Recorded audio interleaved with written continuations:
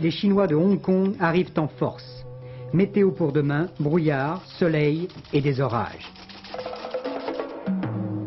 Madame, Monsieur, bonsoir. Ces images nous parviennent d'Éthiopie. Elles font partie de l'actualité d'aujourd'hui et elles le seront encore tragiquement demain. 5 millions d'hommes, de femmes et d'enfants surtout sont condamnés à plus ou moins long terme à la mort dans ce pays victime de sa situation politique, de la famine entraînée par la sécheresse. Pour l'instant, les moyens de subvenir aux besoins élémentaires de ces populations sont insuffisants. Regardez.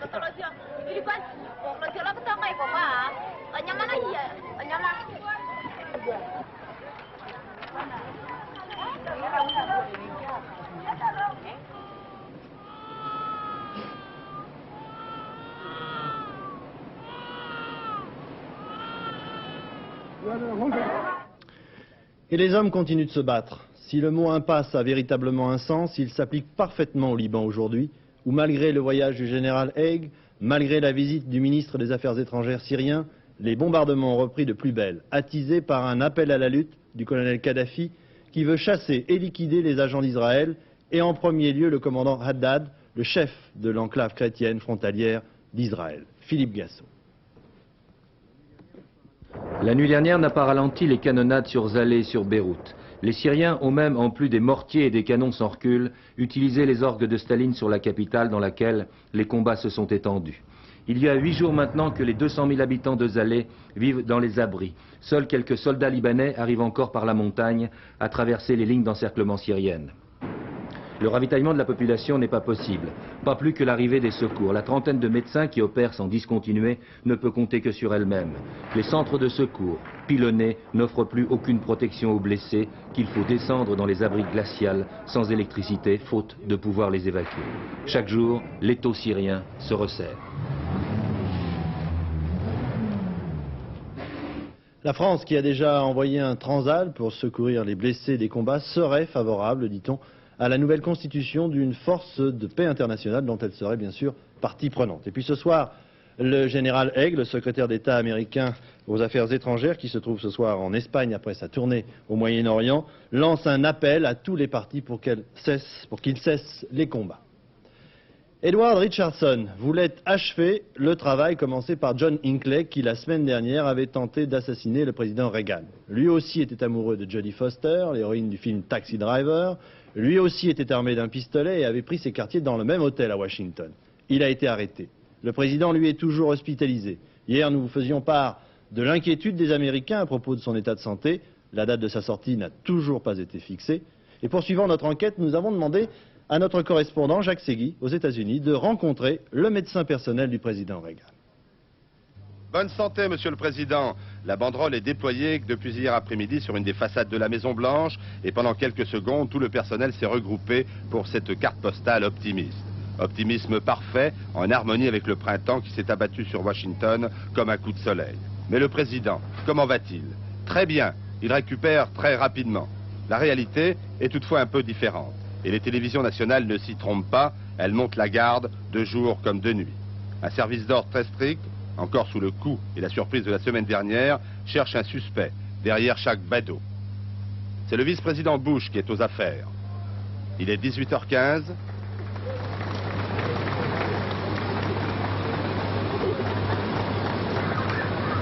Dix minutes après, il va quitter l'hôpital.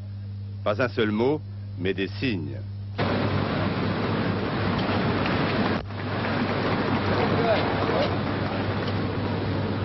Et la fièvre, cette fièvre qui monte et qui descend, et qui garde le célèbre patient à l'hôpital plus longtemps que prévu.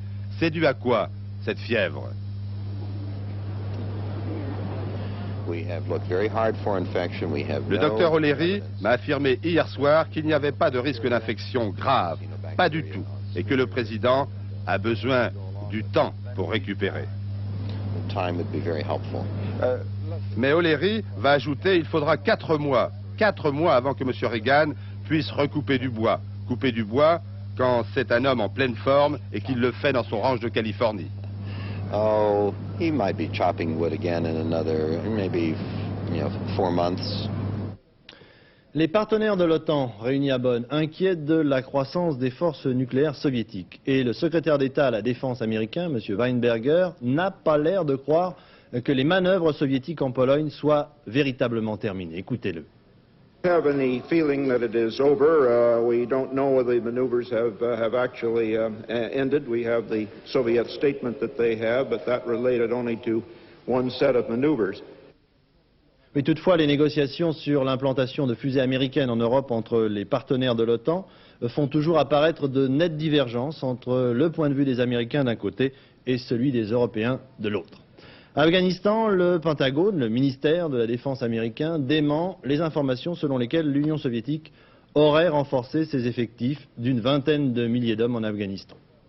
L'économie est souvent maintenant étroitement liée à la politique. Exemple, l'Union soviétique pourrait être amenée à réduire ses livraisons de gaz à l'Europe occidentale, notamment à la France, qui initialement devait, dans quelques années, recevoir environ 20% de sa consommation d'URSS. La France ne désirerait pas trop dépendre de l'URSS pour ses fournitures de gaz.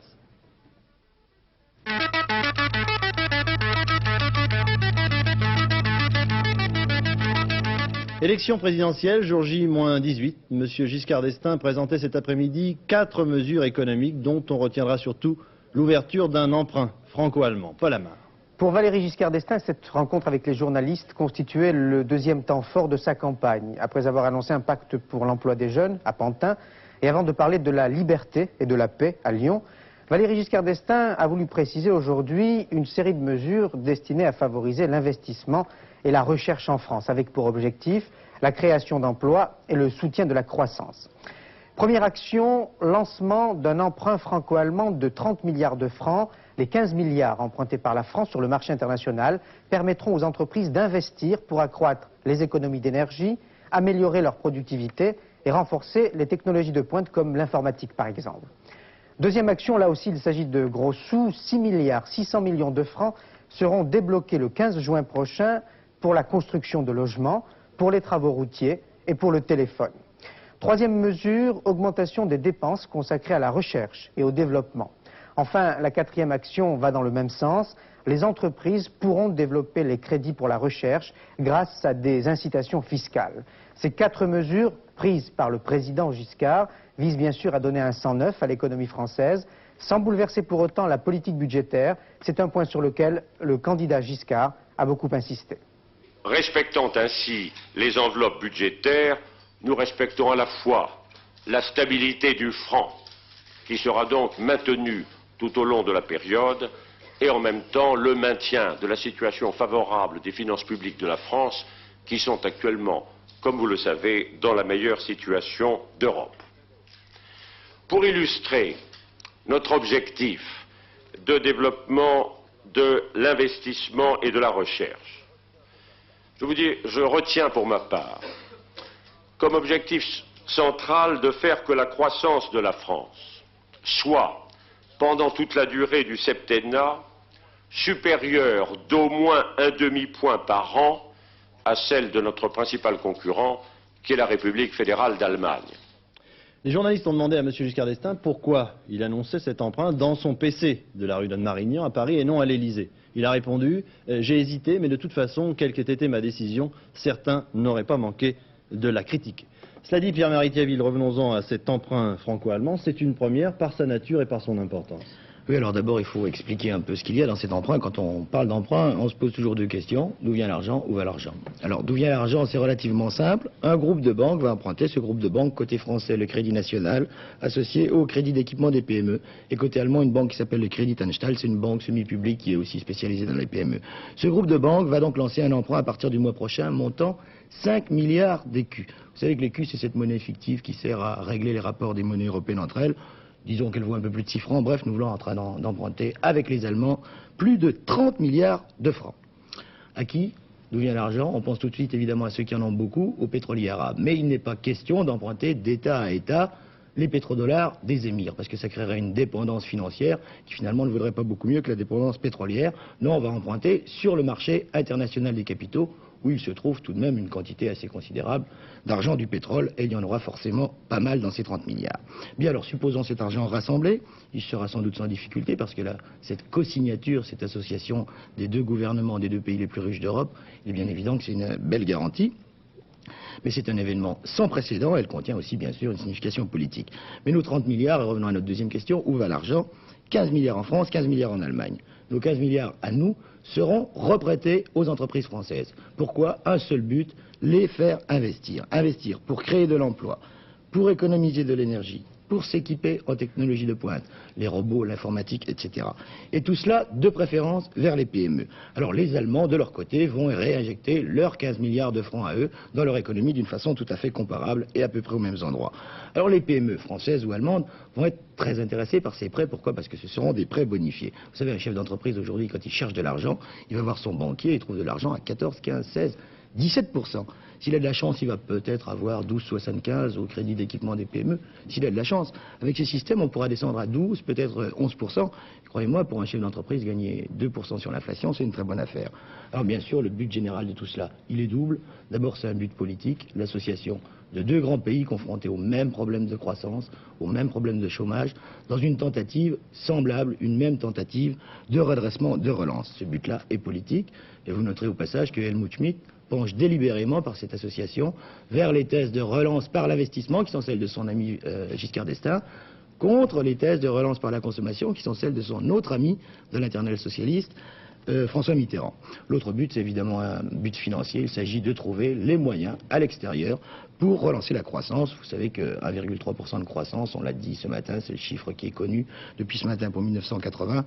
Même si c'est moins mauvais que chez nos voisins, c'est pas du tout suffisant pour nous arracher du chômage. On verra dans un an si ces 15 milliards injectés au bon moment, au bon endroit, suffiront à faire mieux.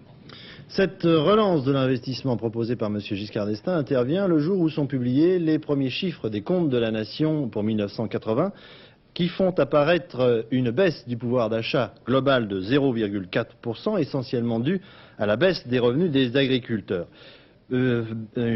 Également une augmentation très faible de la croissance économique, 1,3%, mais tout de même plus forte que celle des autres pays européens, 1% en moyenne.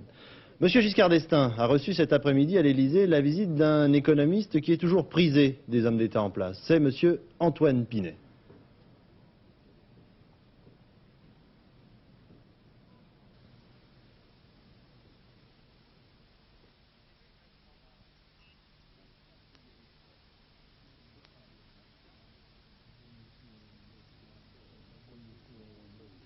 Au premier tour, on laisse aboyer tous ceux qui parlent et tout ce que l'on dit ne sert à rien. Maintenant, on verra au deuxième tour.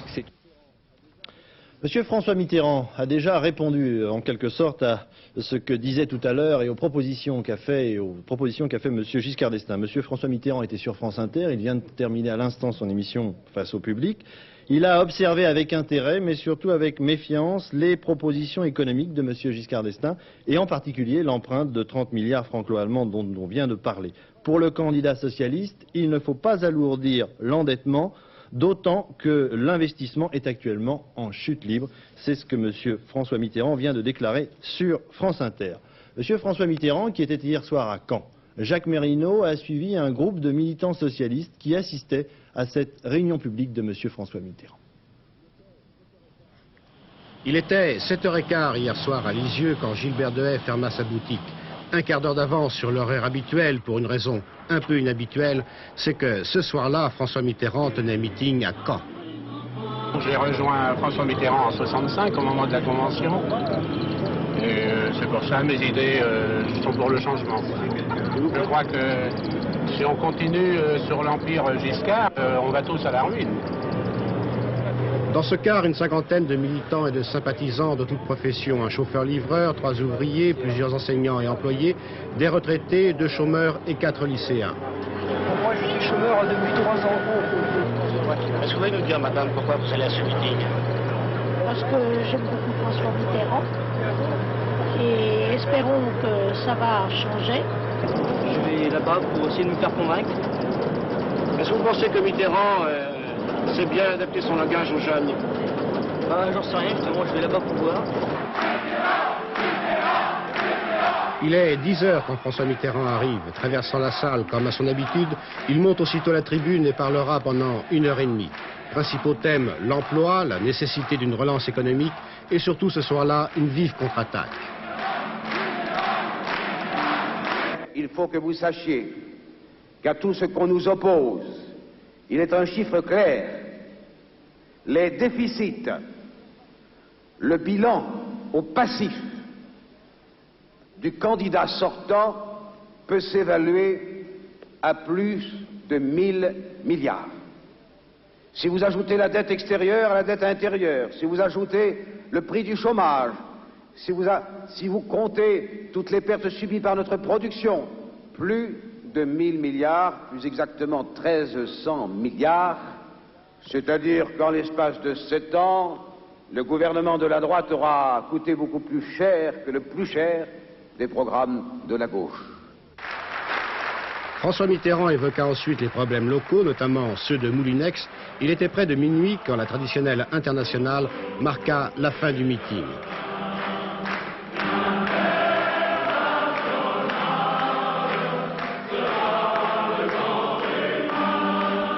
M. Jacques Chirac, lui, était à Toulouse aujourd'hui et dans l'ensemble de la région Midi-Pyrénées pendant toute cette journée. Jean-Louis Le Senne l'a suivi depuis ce matin. Pas de sillonner la région, en avion, en voiture, en hélicoptère ou plus simplement à pied. En moins de 8 heures, Jacques Chirac aura participé à une émission de radio à Toulouse, le forum de RMC, face aux représentants des grands quotidiens régionaux. Il aura été l'invité d'un déjeuner de militants à Montauban. Il aura été l'animateur d'une réunion de socioprofessionnels à Auch. Il aura tenu une conférence de presse à Toulouse avant de dîner dans quelques instants avec d'autres socioprofessionnels, avant aussi le grand meeting de ce soir au parc des expositions de Toulouse.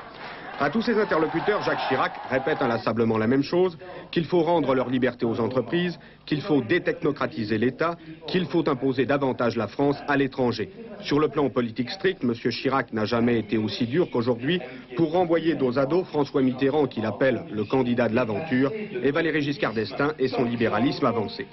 Fort du soutien des milliers de personnes qu'il aura rencontrées aujourd'hui dans la région Midi-Pyrénées, Jacques Chirac continuera demain son tour de France électoral à Lyon.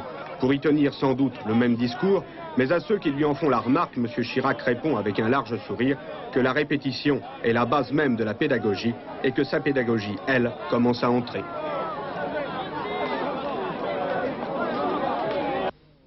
Pour M. Stasi, le président du CDS, il vient de le dire ce soir dans une réunion publique dans la Haute-Loire, M. Jacques Chirac jette le trouble dans la majorité. Il prétend en effet, selon M. Stasi, vouloir élargir la majorité qu'il commence par briser, et celle qui existe et qui gouverne le pays depuis plus de 7 ans.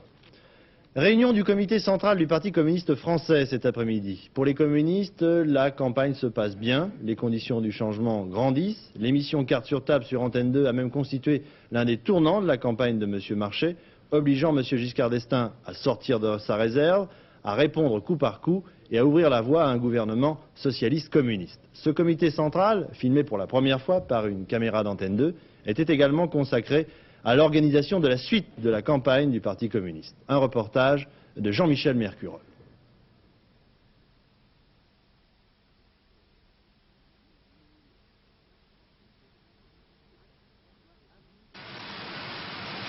Affiche en noir et blanc pour Georges Marchais.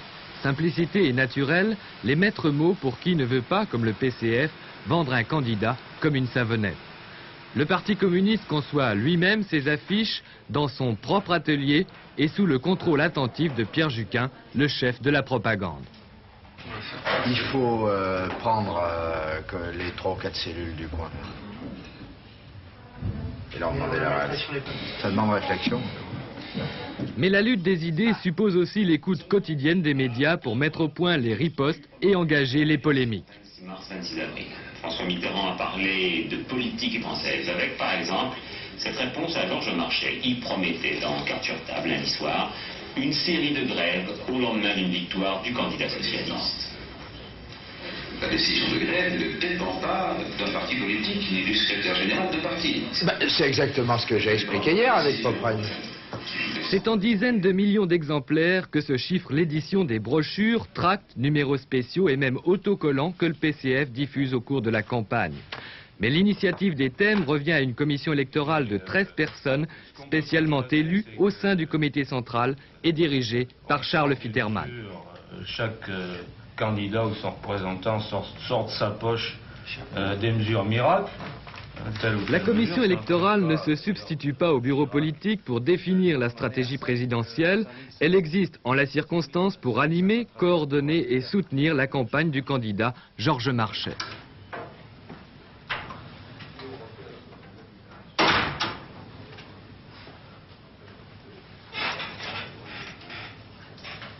Un Georges Marchais qui prend une grande part personnelle dans l'animation de sa propre campagne, jusqu'à relire plusieurs fois chacun de ses discours ou vérifier lui-même l'organisation d'un meeting. Quotidiennement, pour l'aider dans cette tâche, des secrétaires, ses plus proches collaborateurs, discrets de profession mais dont certains sont déjà au comité central. Par contre, pour Marseille, alors eux, pour Marseille, tu seras au contraire ici, en tribune. Le discours dans la serviette, ils sont 4 à l'accompagner partout. Yves Rouvert, Jean-François Gault, dont on dit qu'il écrit les bons mots, Bernard Vasseur et Francis Wurtz, le secrétaire particulier.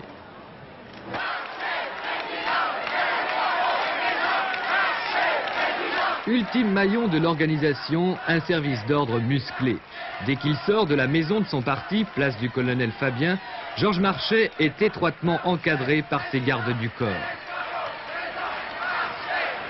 Rien ne semble leur échapper, sauf peut-être la liesse populaire.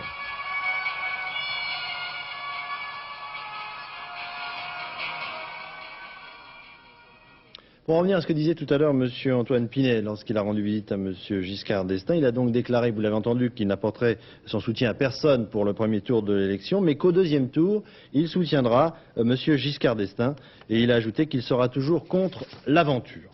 M. Crépeau apporte son soutien aux antinucléaires de Plogoff, cela se passait hier soir. M. Debré devant la presse diplomatique, pour éviter un conflit mondial, il faut renforcer le sentiment patriotique et l'esprit de coopération politique doit l'emporter sur les intérêts économiques. Monsieur Jean Menu, le président des cadres CGC, cette campagne est morose, apathique et résignée. Prise de position du CNPF à propos des 35 heures par semaine qui sont l'un des thèmes de cette campagne présidentielle. Un nom catégorique de monsieur Chotard, le vice-président du CNPF, au journal Paris Match. Les 35 heures seraient un suicide pour l'industrie française. Le renouveau juif de Maître Hejman appelle à un vote sanction contre M. Giscard d'Estaing en raison de la politique qu'il mène au Proche-Orient. Cela dit, pour cette organisation, aucun des prétendants à l'Élysée ne donne la garantie de mener une politique souhaitée par elle. Sondage, 2 enquêtes identiquement contradictoires, si je puis dire, réalisées sur le même nombre de personnes à la même époque par ESSA, Paris Match. Giscard d'Estaing réélu avec 52% des voix contre 48 à M. Mitterrand. Pour indice opinion pour le compte de VSD, M. Mitterrand, 52,5% des voix élus, M. Giscard d'Estaing battu avec 47,5% des voix. M. Pinton, qui est l'un des responsables de l'UDF à la suite de ces sondages, a saisi la commission de contrôle des sondages car il est surpris, dit-il, par le résultat du sondage Indice Opinion qui donne pour la première fois la victoire de M. François Mitterrand dans cette campagne présidentielle.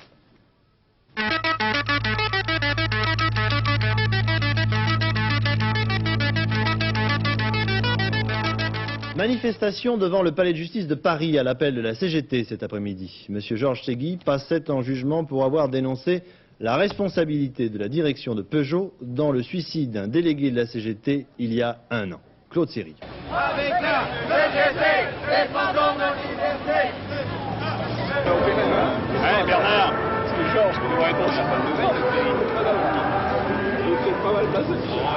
C'est de la diffamation. Marchot était un être instable, il commettait des fautes professionnelles, il outrepassait ses droits syndicaux, il se mettait constamment en situation d'être sanctionné, explique l'avocat de la direction Peugeot en énumérant plusieurs dizaines d'infractions relevées contre Philippe Marchot. C'était un effrayant harcèlement, une certaine perfection dans l'art de surveiller et de punir, réplique l'avocat de la CGT, qui pendant plus de 2 heures fait un historique, j'allais dire presque un réquisitoire contre Peugeot. Philippe Marchaud était constamment épié, une tactique effrayante qui visait à l'isoler. On faisait un rapport pour n'importe quoi contre lui. Un carnet CGT qui dépasse, une casquette qu'il n'a pas, des tracts sur sa table. Devant une telle traque quotidienne, pendant 3 ans, comment Marchaud, un ouvrier qui poinçonnait 240 voitures par jour, comment Marchaud n'aurait-il pas craqué? Peugeot s'estime diffamé. L'avocat de Georges Segui évoque, lui, la vie d'un homme de 26 ans en but à la mesquinerie, à la délation, à la violence morale. Le tribunal s'est donné entre ces deux thèses 1 mois pour réfléchir. Le personnel des services des impôts CGT, CFDT, FO et autonomes ont défilé cet après-midi à Paris pour protester contre les licenciements. Cette journée était également une journée de grève pour tous les agents des impôts en France. Début de la grève à l'appareillage, décidé par l'intersyndicale des marins et officiers de la marine marchande. Mot d'ordre de grève de 72 heures, avec déjà des retards à l'appareillage observés au Havre et à Marseille. Les parlementaires européens réunis à Strasbourg pour essayer de protéger l'industrie textile de la communauté face aux importations d'Asie, mais aussi d'Amérique. Un exemple de ces difficultés du textile européen, l'événement majeur du salon du prêt-à-porter qui a lieu en ce moment à Paris, et l'arrivée en force des Chinois de Hong Kong. Ils ont retenu 5000 mètres carrés, un hall entier, rien que pour eux. Pour les confectionneurs français, il s'agit là d'une véritable déclaration de guerre. Un reportage d'Alain Dubis. À Hong Kong, 30% de la main-d'œuvre totale de l'île travaille dans 10 000 entreprises de confection de vêtements. Très nombreux, chassés par manque de place de leur hall d'exposition habituel, 90 de ces entreprises ont donc décidé de débarquer à Paris. Merveilleusement poli, il précise, Paris sera toujours la capitale de la mode. Peut-être, rétorquent les confectionneurs français, mais on se serait bien passé de vue. Ne vous fâchez pas, renchérissent les Chinois. Nous ne sommes pas concurrents, nos clients viendront acheter nos produits ici, à Paris, au lieu de Hong Kong, c'est tout. Ainsi, du plus fameux des salons internationaux du prêt-à-porter, celui de Paris, Hong Kong va pouvoir répandre plus aisément sa nouvelle image de marque. Fini le t-shirt à 1 franc, voici le haut de gamme chinois sur la ligne de départ située à Paris.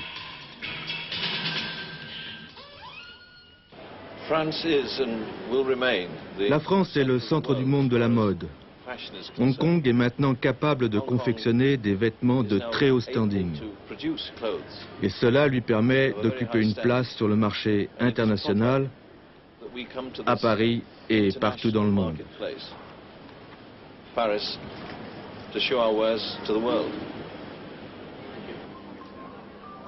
Jusqu'à présent, les échanges entre la France et Hong Kong ont été à peu près équilibrés grâce aux accords multifibres qui imposent aux pays exportateurs de textiles des quantités limitées en volume. Limitées en volume?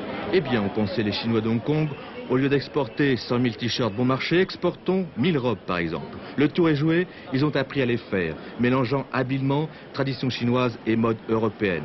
Mais ce faisant, disent les Chinois, nous avons augmenté nos coûts de production. Nos prix atteignent des niveaux comparables aux vôtres, affirme-t-il. Ce n'est pas l'avis des Français. Les prix chinois sont très inférieurs aux prix français puisque les salaires français sont très supérieurs aux salaires chinois et nous avons également 63% de charges sociales, ce qui est évidemment écrasant par rapport à leurs prix. Mais alors c'est vous, président de la Fédération du prêt-à-porter, qui les avez fait venir. Alors pourquoi avoir mis le loup dans la bergerie? Nous ne les avons pas fait venir, nous ne les avons pas invités. Il était normal qu'en tant que salon international, ils puissent exposer à l'intérieur de la porte de Versailles et nous préférons qu'ils soient à l'intérieur plutôt qu'à l'extérieur pour que le salon du prêt-à-porter soit vraiment un événement international.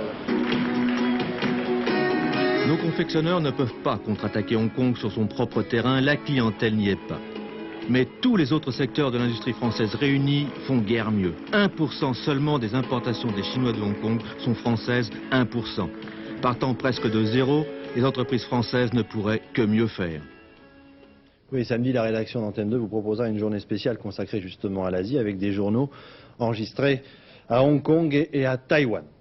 6 Basques français déférés devant la Cour de sûreté de l'État. Ils sont sympathisants d'organisations de Basques gauche et auteurs présumés d'attentats à l'explosif commis dans les Pyrénées-Atlantiques en 1978. C'est la première fois depuis qu'elle a été saisie de l'affaire basque que la Cour de sûreté de l'État fait déférer devant elle des inculpés. Radio Brest Atlantique occupée par la police ce matin. La radio se trouvait installée dans l'hôtel de ville. La municipalité d'Union de la Gauche porte plainte. L'entraîneur de l'équipe roumaine de gymnastique et notamment de l'extraordinaire Nadia Comaneci vient de demander l'asile politique aux États-Unis à l'issue d'une tournée de 4 semaines en Amérique.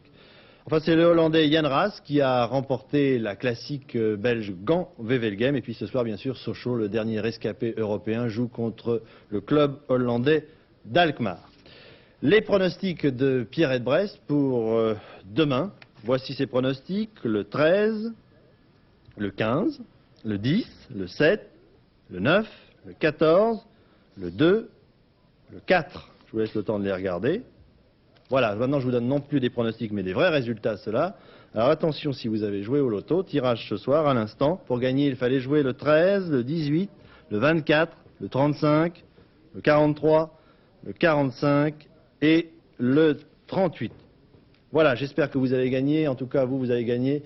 Alain Gillot-Pétré, c'est à vous. Oui, pour demain, le menu est très simple. Des brouillards le matin, puis du soleil. Et en fin d'après-midi, des orages. Et une température toujours douce comme aujourd'hui à 13h. Vous allez voir notre carte, largement au-dessus de 15 degrés dans la majeure partie du pays. Et notamment à Milhauville, où il faisait 23 degrés. C'était le plus chaud. Le nuage que vous allez voir maintenant, vous en verrez sans doute demain. Voilà, c'est un cumulonimbus. Un nuage d'orage qui donne donc des rafales de vent et des ondées. En effet, regardons la carte de prévision pour demain, au nord de la Loire, après dissipation des brouillards matinaux, le soleil sera très beau, puis progressivement les nuages apparaîtront et pourront donner des orages en fin d'après-midi. Au sud, davantage de nuages dans la journée, mais toujours de belles éclaircies et des orages encore en fin d'après-midi. Les températures prévues pour demain ne nécessitent pas d'allumer son chauffage, sauf dans le Jura et sur les côtes de la Haute-Normandie. Il fera de 16 degrés au nord l'après-midi à 21 degrés au sud, toujours l'après-midi. Bien sûr, peut-être même davantage. Enfin, notre agenda pour demain, jeudi 9 avril, la Saint-Gauthier et la Sainte-Marie Cléophas. Merci Alain. Le dernier journal tout à l'heure en fin de programme avec Gérard Rolls. Demain, l'invité d'Antenne de Midi sera le général Bijard. J'ai bien dit Bijard. Bonsoir, excellente soirée sur Antenne 2.